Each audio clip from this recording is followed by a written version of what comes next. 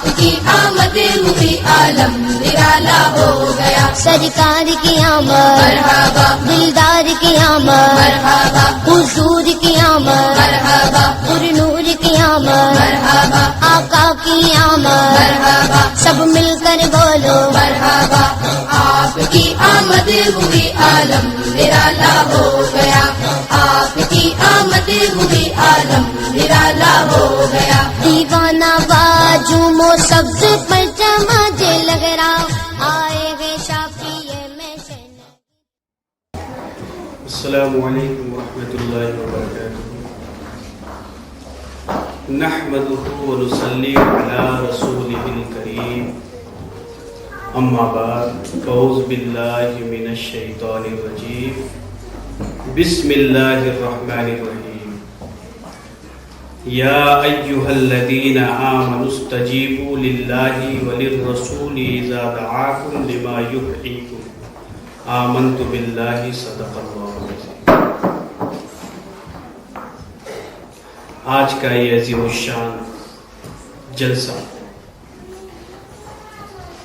جس میں ہم اور آپ شرکت کی سعادت حاصل کر رہے ہیں،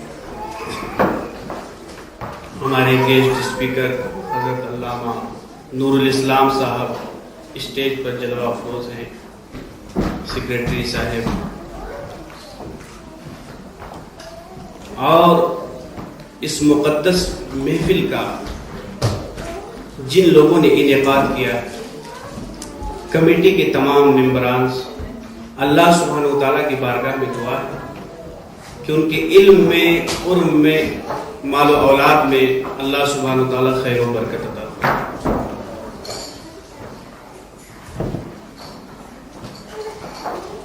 تو کہنا یہ ہے کہ میلاد کی حقیقت کیا ہے، میلاد کہتے کسے ہیں، اس کی غرض و غایت کیا ہے۔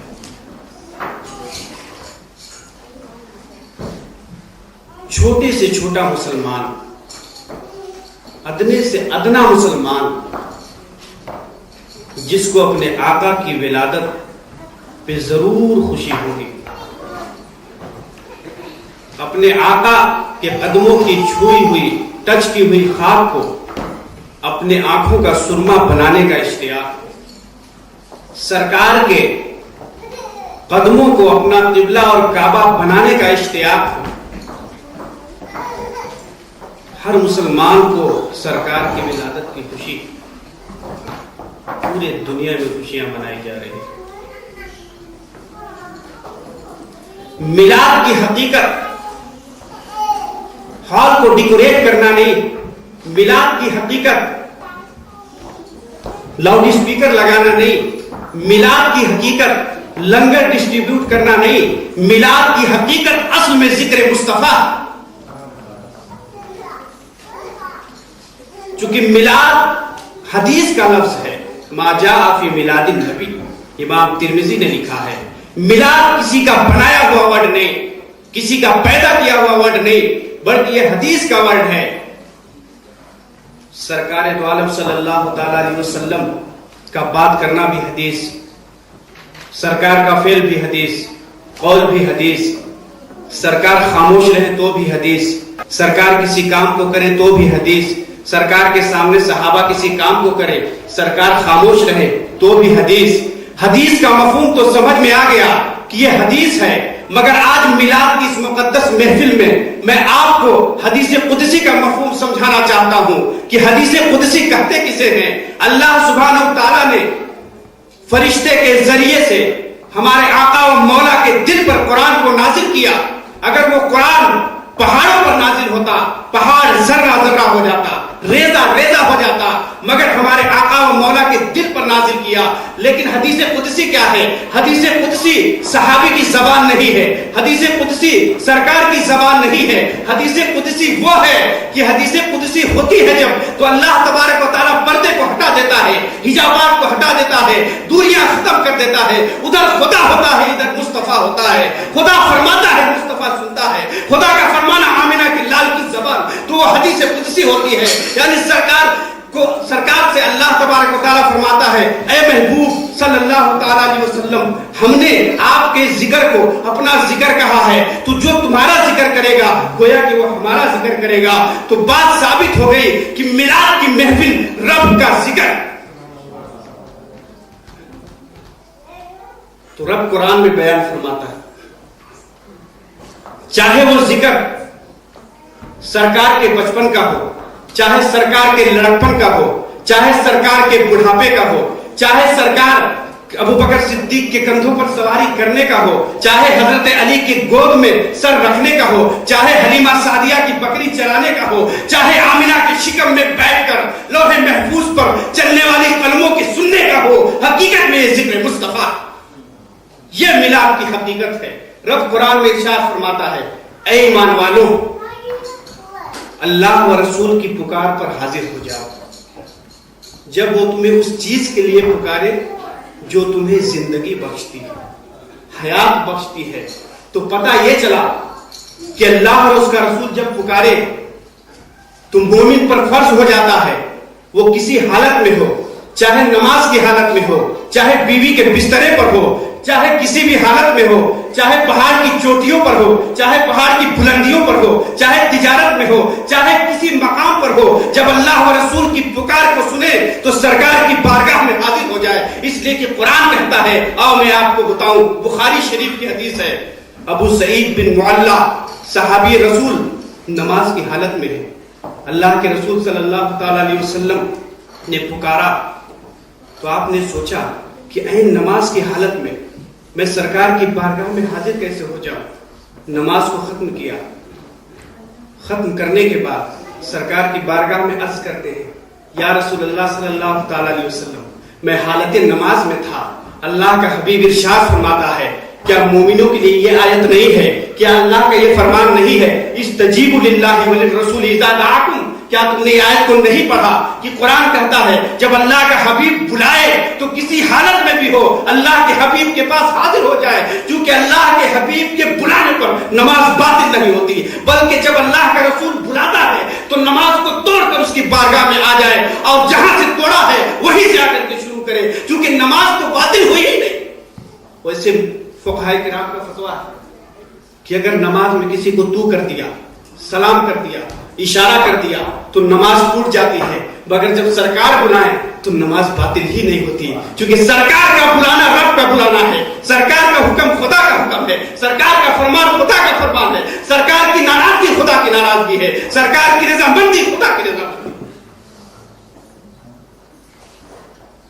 تو اب یہاں ایک نقطہ آپ کے ذہن میں بیٹھانا چاہتا ہوں کہ آپ دیکھو کہ ابی بن کعب کو بھی سرکار نے بلایا تھا, ابو سعید بن معلہ کو بھی بلایا تھا, تو ان دونوں صحابیوں کو اللہ نے نہیں بلایا تھا, سرکار دو عالم نے بلایا تھا, چونکہ سرکار کا بلانا ہی اللہ کا بلانا. حدیث کی تمام کتابیں بھری پڑی, قرآن بھرا پڑا. آپ دیکھو جب کفار مکہ نے کاشانِ نبوت کو چاروں طرف سے گھیرے میں لے لیا, جبریل امین نے آ کر سرکار دو عالم کو خبر دی کفار مکہ آپ کا قتل کرنا چاہتے ہیں, تو اللہ کے رسول صلی اللہ تعالی علیہ وسلم نے شہنشاہ ولایت حیدر کرار حضرت علی شیر خدا کو اپنے بستر پر لٹا دیا, زمین سے کنکری کو اٹھایا اور کفار کے اوپر پھینک دیا. کفار کے درمیان ہمارے آقا و مولا صحیح و سالم نکل گئے, صحیح سلامت چلے گئے. تو اگر کنکریوں سے پوچھا جائے کہ اے کنکریوں تم کو کس نے پھینکا تھا, تو کنکری یہی جواب دے گی رسول عربی نے پھینکا تھا. شجر و حجر سے پوچھو وہ بھی یہی جواب دیں گے رسول عربی نے پوچھا تھا. زمین کا ذرہ ذرہ دنیا کا گوشہ گوشہ یہ گواہی دے گا کہ رسول عربی نے پھینکا تھا, مگر خدا کی قسم قرآن سے پوچھو, جب قرآن سے پوچھتے ہو کہ یہ کنکری کس نے پھینکا تھا تو قرآن کہتا ہے وما رمیت اذ رمیت ولکن اللہ رمی. 9ویں پارے کی آیت مقدسہ ہے کہ اے محبوب جو کنکری تم نے پھینکا تھا وہ تم نے نہیں بلکہ خدا نے پھینکا تھا. تو پتہ یہ چلا کہ اللہ تبارک و تعالی اپنے محبوب کے فعل کو اپنا فعل فرماتا ہے, اپنے محبوب کے ہاتھ کو اپنا ہاتھ فرماتا ہے, اپنے محبوب کے کام کو اپنا کام فرماتا ہے, تو اس آیت سے یہ بات ثابت ہو گئی کہ رسول جب بلائیں یا رسول کی کسی محفل میں حاضر ہونا گویا اللہ کی محفل. یہ تو میں نے وہ واقعہ بتایا, لیکن آپ اس واقعے کو دیکھیں.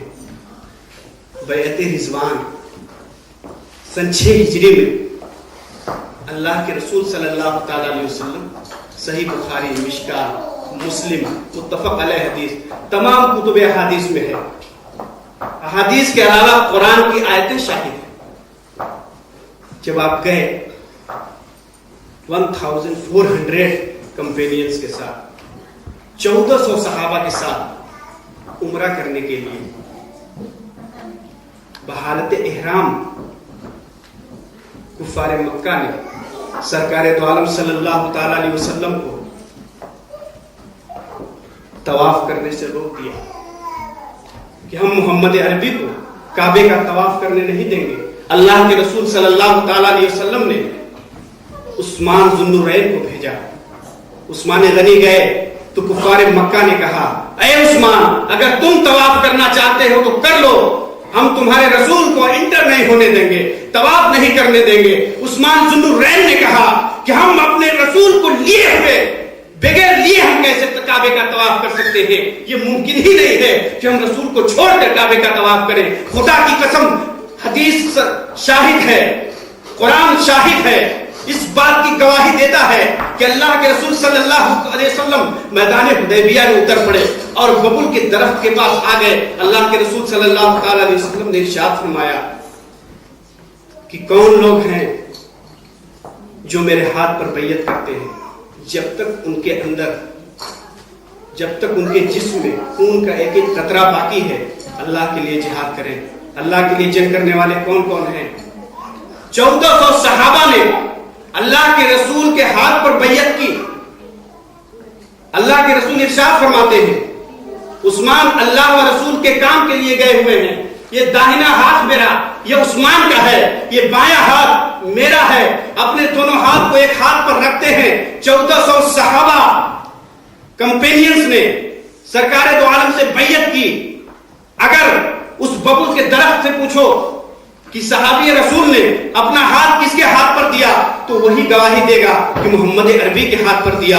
شمس و قمر بھی وہی گواہی دیں گے, شجر و حجر بھی وہی گواہی دیں گے, جمادات و نباتات بھی وہی گواہی دیں گے, دنیا کا ذرہ ذرہ گوشہ گوشہ یہی گواہی دے گا. مگر خدا کی قسم, قرآن سے پوچھتے ہو تو رب قرآن میں ارشاد فرماتا ہے, ان الذین یبایعونک انما یبایعون اللہ.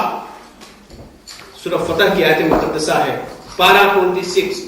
یعنی رب فرماتا ہے, اے محبوب, جن لوگوں نے تمہارے ہاتھ پر بیعت کی, گویا تمہارے ہاتھ پر نہیں ہمارے ہاتھ پر بیعت کی. ید اللہ فوق ایدیہم, یعنی صحابہ کے ہاتھ پر میرا ہاتھ تھا.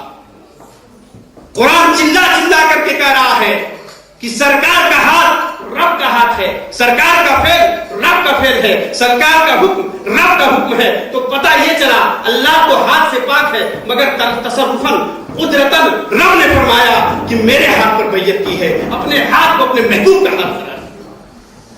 یہ ذکر مصطفیٰ ہے, یہی میلاد کی حقیقت ہے. آپ کون نہیں جانتا غسیل الملائکہ کو؟ حضرت حنظلہ جنہیں غسیل الملائکہ کا لقب ملا, دنیا کا ہر انسان جانتا ہے کہ حضرت حنظلہ کی شادی ہوئی تھی, بیوی کے بستر پر تھے, محبت ہو رہی تھی, لیکن اللہ کے رسول کی پکار کی آواز حنظلہ کے کان میں گئی تو اپنی بیوی سے آپ نے فرمایا کہ اے میری رفیق حیات, اے میرے دل کی ٹکڑا, میری محبت تیرے جسم کے گوشے گوشے میں, لیکن اس وقت اللہ و رسول کی پکار پر یہ سہاگ رات کا بستر کانوں کا بستر نظر آ رہا ہے, اس لیے میرے محبوب نے مجھے پکارا, ہمارے آقا و مولا نے پکارا ہے. اے میری بیوی, میں جانتا ہوں تم اپنے بھائیوں کو میری محبت میں چھوڑ کر کے آئی, اپنے باپ کو میری محبت میں چھوڑا ہے, اپنی ماں کو میری محبت میں چھوڑا ہے, اپنے عزیز و اقارب کو میری محبت میں چھوڑا ہے، مگر آج میں تیری محبت کو اللہ و رسول کی محبت میں قربان کرتا ہوں۔ لیکن بیوی بھی پیکر ایمان تھی، اتنا کامل ایمان تھا کہ بیوی نے کہا کہ اے میرے شوہر، مجھے اس کا غم نہیں، اے میرے شوہر، میں تو قیامت کے دن فخر کروں گی کہ میں ایک بیوہ کی بیوی ہوں، ایک شہید بیوہ کی بیوی ہوں۔ جب قیامت کے دن میں یہ فخر کروں گی، آپ اللہ کی راہ میں جام شہادت نوش فرمانے، یہ تو فخر کی بات ہے کہ اللہ و رسول کے لیے اپنی جان کو دینا، مجھے اس کا غم نہیں۔ آپ چلے جائیں۔ حضرت حنظلہ شیر کی طرح لڑ پڑتے ہیں، تمام کفاروں کو مارتے مارتے اچانک گھوڑے سے گرتے ہیں، آپ کی روح سنسری سے پرواز کر جاتی ہے، آپ شہید ہو جاتے ہیں۔ جب اللہ کے رسول صلی اللہ تعالیٰ علیہ وسلم نے تمام شہیدوں کی لاشوں کو منگوایا، آسمان کے فرشتے فتح مبین لے کر سرکار کے قدموں میں گر پڑتے ہیں۔ تمام فرشتوں کی لاشوں کو 70 فرشتے تھے، 70 جو شہید ہوئے تھے، جس میں سے 69 کی لاش مل گئی، ایک کی لاش کا پتہ ہی نہیں۔ کوئی صحابی کہہ رہا ہے ہم نے حنظلہ کو وہاں گرتے ہوئے دیکھا، وہاں شہید ہوتے ہوئے دیکھا، مگر حنظلہ کی لاش کا پتہ نہیں چل رہا۔ صحابہ نے جب دیکھا تو حنظلہ کی لاش سے پانی ٹپک رہے ہیں۔ مسئلہ یہی ہے کہ جب انسان شہید ہوتا ہے تو اس کو اسی حالت میں دفن کر دیا جائے، شہید کو غسل دینے کی ضرورت نہیں ہے، اسی کپڑے میں خون میں لت پت اسے دفن کر دیا جائے۔ اور ہمارے آقا و مولا صلی اللہ تعالیٰ علیہ وسلم ارشاد فرماتے ہیں کہ میں قیامت کے دن ان تمام شہیدوں کی شفاعت کروں گا اور ان کے جسم سے خون گرتا ہوا وہ حاضر ہوں گے، مگر وہ خون مشک سے زیادہ خوشبودار ہوگا۔ جسم سے پانی ٹپک رہا ہے۔ اللہ کے رسول صلی اللہ تعالیٰ علیہ وسلم نے فرمایا کہ حنظلہ کو اللہ کا رحم و کرم دیکھو کہ حنظلہ کو غسل کسی انسان نے نہیں دیا بلکہ اللہ نے فرشتوں کو بھیج دیا کہ یہ غسیل الملائکہ کا لقب مل گیا کہ فرشتے جو ہے حنظلہ کو غسل دے رہے ہیں تو غسیل الملائکہ کا لقب مل گیا، جو قیامت تک غسیل الملائکہ کہا جائے گا وہ حضرت حنظلہ ہے۔ مگر سوچنے کا مقام ہے، غور کرنے کا مقام ہے کہ بیوی کے بسترے سے اٹھ کر چلے گئے، لیکن آج مسلمانوں کو جہاد کے لیے نہیں بلایا جاتا۔ اللہ و رسول کی پکار بھی ہے، مؤذن جب فجر کی نماز میں پڑھتا ہے الصلاۃ خیر من النوم، تو مومنوں کو چاہیے کہ اپنے بستروں کو لات مار دے، اللہ و رسول کی بارگاہ میں حاضر ہو جائے۔ یہ اللہ و رسول کی پکار ہے۔ آج تمہیں جنگ کے لیے نہیں بلایا جا رہا ہے، گردن دینے کے لیے نہیں، بلکہ اس جگہ نماز پڑھنے کے لیے بلایا جا رہا ہے جہاں پہ بجلی بھی ہے، جہاں پر پنکھا بھی ہے، ایئر کنڈیشن بھی ہے، فرش بھی صاف ستھرا ہے، اس فرش زمین پر نماز پڑھنے کے لیے بلایا جا رہا ہے۔ مگر خدا کی قسم انسان نیند میں ہوتا ہے، اللہ و رسول کی پکار پر حاضر نہیں ہوتا۔ لوگ کہتے ہیں اللہ کے بندے ہیں، مگر اللہ کا محبوب کہتا ہے عبدہ میں اس کا بندہ ہوں، یعنی عبدہ میں اس کا بندہ ہوں۔ لیکن اگر اللہ تبارک و تعالیٰ جس دن کہتے کہ تو میرا بندہ ہے، اس دن اس کی معراج ہو جاتی۔ یا ایھا الذین آمنوا استجیبوا للہ وللرسول اذا دعاکم لما، دیں گے رسول عربی نے پوچھا تھا، شمس و قمر